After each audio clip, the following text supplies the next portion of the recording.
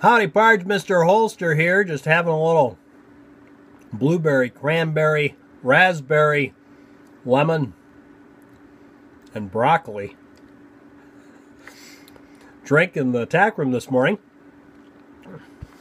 Actually tastes pretty good, believe it or not. I thought this might be interesting to throw out there. You'll put down in the comments section what you think. Oftentimes you see these videos about if you could only own one gun, which gun would it be? And I'm going to tell you what I think would be for me and give you the reasons, and you can put down below what you think, why, and for you. But this is not which gun. If you could only have one gun manufacturer to supply firearms, if there were only one gun manufacturer left, which would you pick?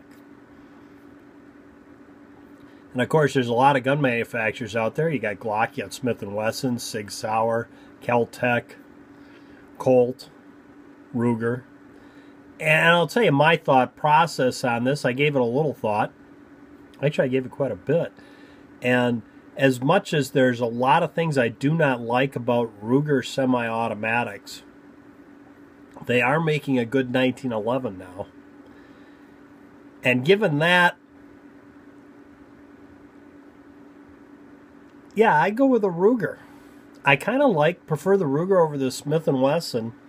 Back in the day, Smith & Wessons were the nice, refinedly made firearms. Nowadays, not so much. There's a lot of MIM parts in those things, and then you got that stupid key lock on there, and there have been a lot of incidences in the bigger calibers of that key lock not functioning and shutting the gun down so it wouldn't work. Which, yeah, that doesn't throw me, that concept. But I'm an old Ruger guy to start with, so I'd have to pick Rugers because I can. One thing you can't get from Smith & Wesson is you just don't have any single action style revolvers. See, there's a big void there if I had went with Smith & Wesson. The Ruger, you got the single actions, you got double action revolvers, and in automatics you've got a half-decent 1911. And along with that, I'm not a real rifle guy, but they got rifles.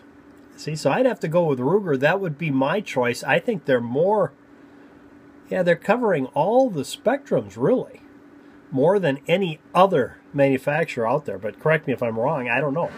I thought I'd throw it out because I think it's an interesting question. A lot of it has to do with your personal preferences. If you were not like Mr. Holster and didn't really care whether you had any single action revolvers, might be a different story.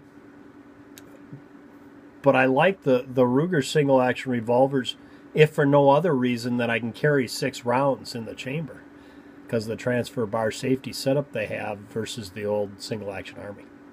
Says I. And of course they make some that can take some pretty stout rounds and stay together due to the way they're simply set up. And they're a little easier to work on because they're pretty simple.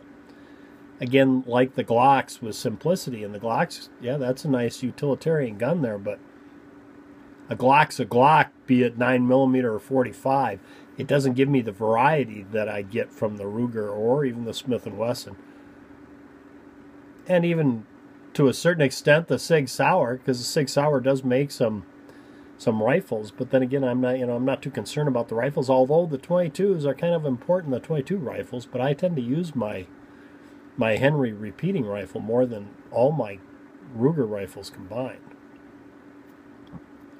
So, but yeah, I'd have to go with the Ruger in my choice. Put in the comments section down below what your choice is. Well, there you go, guys. Thanks for tuning in this morning. Till next time, for Mr. Holster and Jack, go out and stay safe.